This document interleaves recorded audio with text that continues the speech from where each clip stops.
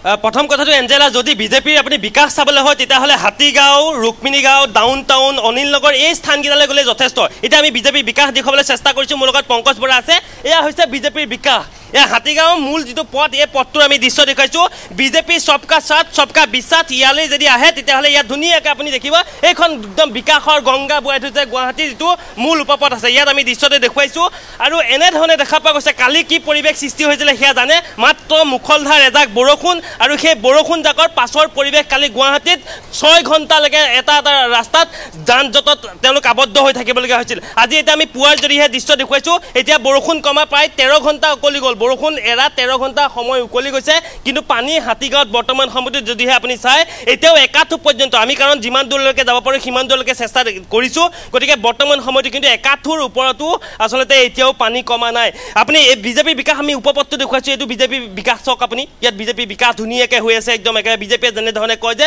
বিজেপিৰ বিকাশ সবকা সাথ ইয়া আমি দেখুৱাইছোঁ এইসকল কণ কণ ছাত্ৰ ছাত্ৰী তেওঁলোক স্কুললৈ যাবলৈ ওলাই আহিছিলে কিন্তু স্কুল যিহেতু বন্ধ ঘোষণা কৰিছিলে গতিকে তেওঁলোক ইতিমধ্যে ঘৰমুৱা হৈছে আৰু এনেধৰণে হৈছে এয়া বিজেপিৰ আমি বিকাশ দেখুৱাইছোঁ ঠিক একেধৰণে মোৰ সতীৰ্থ বিজয়ে ৰুক্মিণী গাঁৱৰ পৰা দেখুৱালে ডাউন টাউনৰ পৰা আমি দৃশ্য দেখুৱালোঁ এইবিলাকেই হৈছে এতিয়া বিজেপিয়ে যেনেধৰণে কৈ থাকে যে সবকা সাথ সবকা বিকাশ তাৰ এটা ডাঙৰ ডাঙৰ এইবিলাক উদাহৰণ আৰু ইয়াতকৈ বেছি উদাহৰণ দিব নালাগে এতিয়া মূল কথাটো হৈছে যে এই কৃত্ৰিম বানপানী সমস্যাটো সমাধান ক'ত এই সমস্যাটো সমাধান কৰিবলৈ হ'লে অকল চৰকাৰখনকে যে জগৰীয়া কৰি থাকিব লাগিব সেয়াও নহয় আমাৰ যিসকল গুৱাহাটীত মহানগৰীক বা যিসকল গুৱাহাটীৰ বাসিন্দা আছে তেওঁলোকেও কিন্তু যথেষ্ট সময়ত ভুল কৰে কিবা এটা যি ধৰণে ডাষ্টবিন ব্যৱহাৰ কৰিব লাগে সেই ডাষ্টবিন আচলতে ব্যৱহাৰ নকৰে নলা নৰ্দমাসমূহ যেনেধৰণে চৰকাৰে যদিও চাফা কৰে সময়মতে নকৰিলেও কিন্তু সেয়া লেহেমীয়া গতিত চাফা কৰা পৰিলক্ষিত হয় কিন্তু সেইসমূহ নিষ্কাশন কৰাৰ ক্ষেত্ৰত মহানগৰীসমূহ যেনেধৰণে সজাগ হ'ব লাগে সেই সজাগ সচেতনতা বহু ক্ষেত্ৰত কমকৈ দেখা পোৱা যায় কাৰণ নলা নৰ্দমাসমূহৰ ওচৰতে জাবৰ জোঁথৰ পেলাই তেওঁলোকে নলাসমূহ বন্ধ কৰি ৰাখে আৰু ফলত এনেকুৱা ধৰণৰ এটা পৰিৱেশৰ সৃষ্টি হয়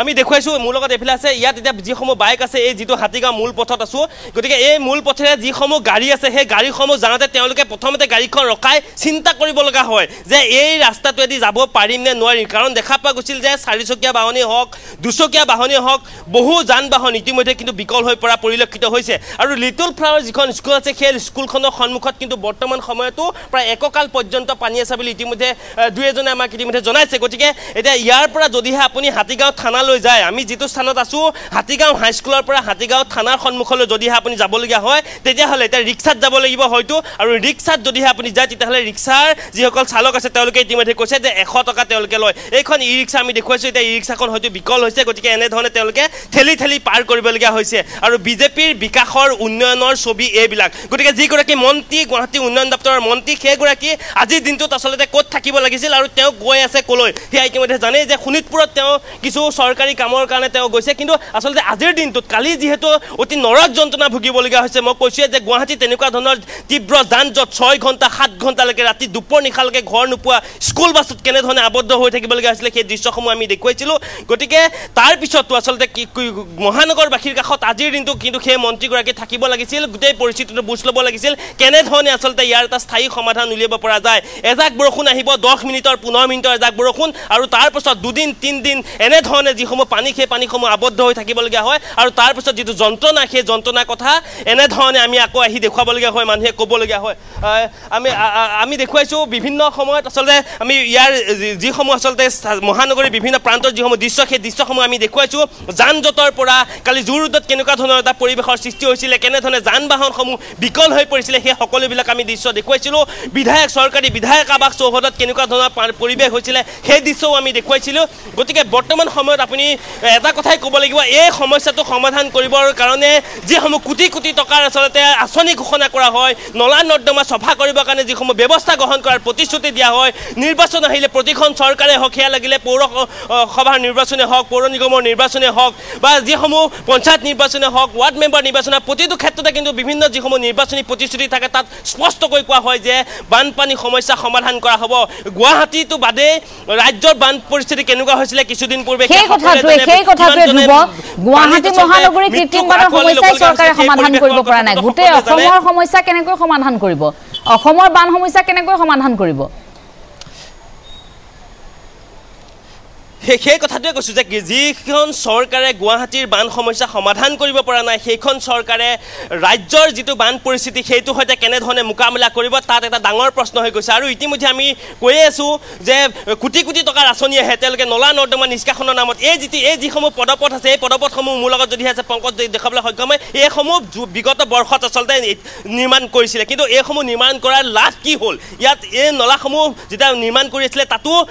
খৰালিমহীয়াও আচলতে খৰালি মাহতো কিন্তু যিটো যান জঁট দেখা পোৱা গৈছিল যে যথেষ্ট যান জঁট এইসমূহ কাম যেতিয়া কৰি থকা হৈছিলে গতিকে তাৰপিছতো নিৰ্মাণ অৱস্থাত থাকোঁতে যান জঁট হ'ল তাৰপিছত ঠিক হ'ল কিন্তু নলা নৰ্দমা বনাই লাভ কি হ'ল এয়া পানী আকৌ একেই গতিকে এনেকুৱা ধৰণৰ যিসমূহ কোটি কোটি টকাৰ আঁচনি আহে চৰকাৰে অকল খৰালি আহিলে কাম কৰিব বুলি যান জঁটত তেওঁলোক অতিষ্ঠ হ'বলগীয়া হয় ঠিক একেধৰণে বাৰিষা আহিলে নলা নৰ্দমাই কাম নিদিয়ে আৰু তাৰ পৰিৱেশটো এনেকুৱা ধৰণৰ হৈ পৰে গতিকে এই সমস্যাসমূহ সমাধান কেতিয়া হ'ব এই যিটো এজাক বৰষুণ আহিলে যিটো নৰক যন্ত্ৰণা অকল এটা স্থানতেই নহয় মহানগৰীৰ যেনিয়ে যায় আপুনি তেনিয়ে তীব্ৰ যান জঁট জ্বলা কলা খাবলগীয়া হয় যান বাহন বিকল হৈ পৰে গতিকে এই সমস্যাটোৰ সমাধান কেতিয়া পাব এইটো এটা ডাঙৰ প্ৰশ্ন হৈ পৰিছে গতিকে এনেধৰণে যদিহে আপুনি চায় যে যিখন চৰকাৰে আহক চৰকাৰক সমালোচনা কৰিব পাৰিব কিন্তু তাতকৈ বেছি একো কৰিব নোৱাৰে চৰকাৰে যে এই সমস্যাটো সমাধান কৰাৰ ক্ষেত্ৰত বিফল যে সেইটো কিন্তু এই মুহূৰ্তত এটা অতি ডাঙৰ প্ৰশ্ন কিয় তেওঁলোকে বিজ্ঞানসন্মতভাৱে গুৱাহাটীৰ কৃত্ৰিম বান ৰোধ কৰিবৰ কাৰণে আচলতে পৰিকল্পনা কৰিব পৰা নাই ক'ত তেওঁলোকৰ লেপছ ৰৈ গৈছে এই সমস্যাটো সমাধান কৰাৰ ক্ষেত্ৰত গতিকে সকলোবিলাক তেওঁলোকে নতুনকৈ আচলতে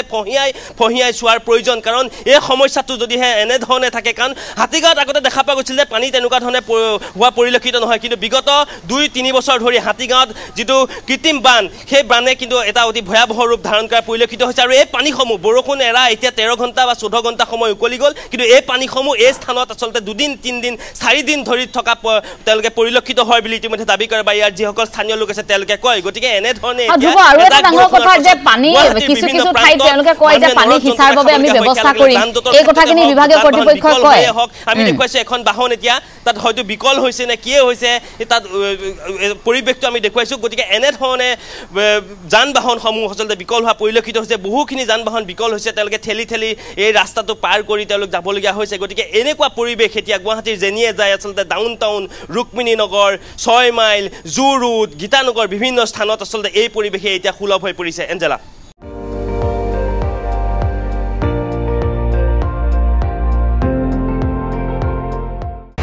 আপুনি চাই আছে ND24 সৰ্বশ্ৰেষ্ঠ নহয় সৰ্বোত্তমৰ দৌৰ